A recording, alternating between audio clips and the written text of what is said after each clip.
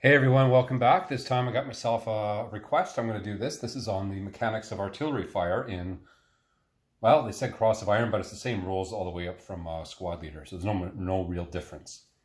So it's 1944. You're a German soldier. You're on the Eastern Front. The Soviet offensive is about a week old. You find yourself with a radio and a whole bunch of Russians coming at you. So what are you going to do about it? Well, just pay attention and we'll find out.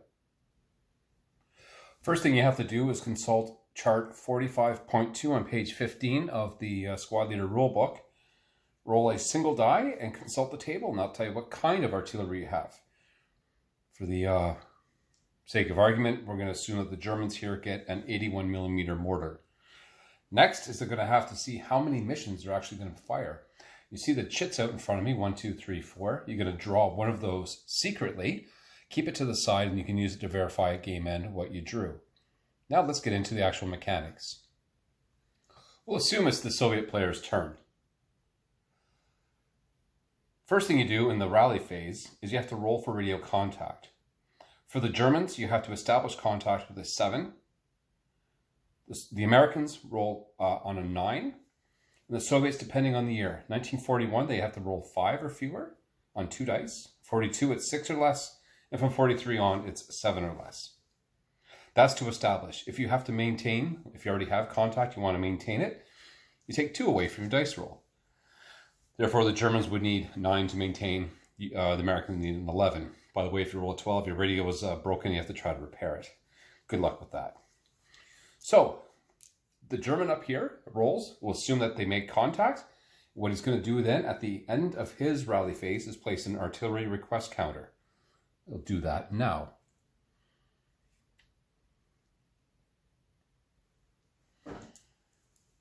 He can see that spot and he knows that it's the Soviet turn and the Soviet player is going to make his moves.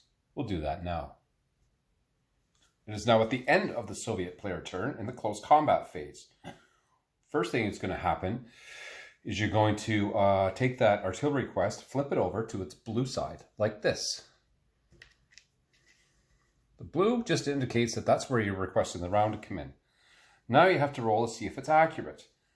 German and Americans will be accurate on a single die roll of 1 or 2, and the Soviets on a 1 only. We'll assume that the roll was not accurate. Roll a 3. If it's not accurate, what you have to do now is to roll for where the spotting round actually lands. I'll draw your attention to the hex grids here. See the R9 up, if you will, is this way. So that would be 1, 2, 3, 4, all the way around. You roll a single die first to see which direction. We'll assume it rolls a 2, so it goes this way. Then you roll another die to see how far it goes. We'll assume 3, 1, 2, 3. Well, you know what? They're not going to see that hex, so let's assume that it goes here for 2. Once that's done, the blue is replaced with a red.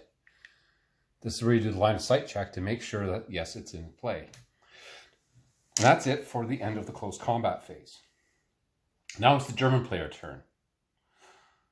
In its prep fire phase, it has to roll to maintain contact. For the Germans, as a reminder, they have to roll 9 or less on 2 dice. We'll assume that happens. Now they have one of 4 actions they can do.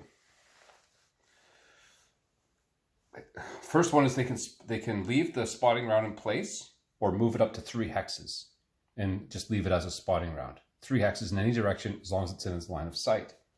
Or you can flip it over to fire for effect, leave it in place, or move it up to 3 hexes. If there's an FFE already on board, it can do the same, move it up to 3 hexes, or you can even revert it back to a spotting round.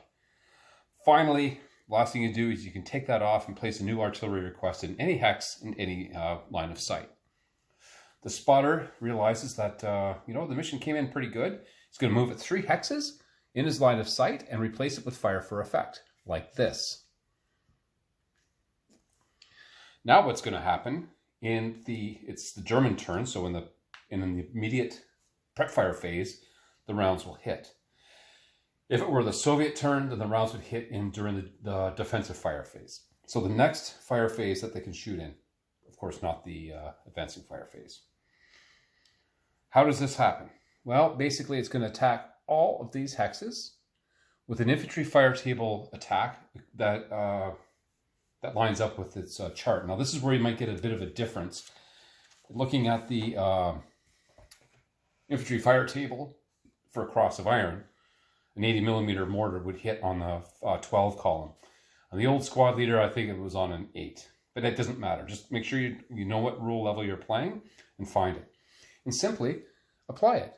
If it's the defensive fire phase, and if anybody moved through there, then they would be brought back according to the rules, and the rounds would hit them as they go through. And they would get the -2 for moving in the open. If they're in the trees, they get a +1. If they are right here, let's show this. If they're behind a wall like this, then they get the +2 for the wall. The rounds are all assumed to be landing here, but the effects hits all around them. But in this case here, let's say it was like that. He puts it on there, it's going to hit all of them. There you go. And that's it. At the end of the turn, you just leave it there. And you can only do as many missions as the chit you drew. In this case, let's assume that you drew the number 2.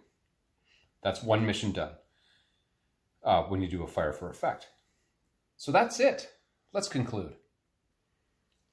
I'd be remiss if I weren't going to show the differences between the infantry fire tables 10.3 cross of iron on the rose background and squad leader on the gray background. You'll notice across the top here, the red numerals, they're not exactly the same above and below. The difference is that there's no 80mm column, so we have to go down the one below. If that's 12, that's still the same as the original. If you're firing 105mm, instead of the 16 column, it actually jumps up to the 20 column. So again, just make sure you know which game level you're playing, because it will make a difference. Now we can conclude. No matter which game level you're playing at, artillery is a very powerful tool in Squad Leader. It can be used to help a defender break up an enemy attack, or as the attacker, you can use it to soften up an enemy position. Hopefully you found this helpful. Hit subscribe, hit like, and thanks for watching.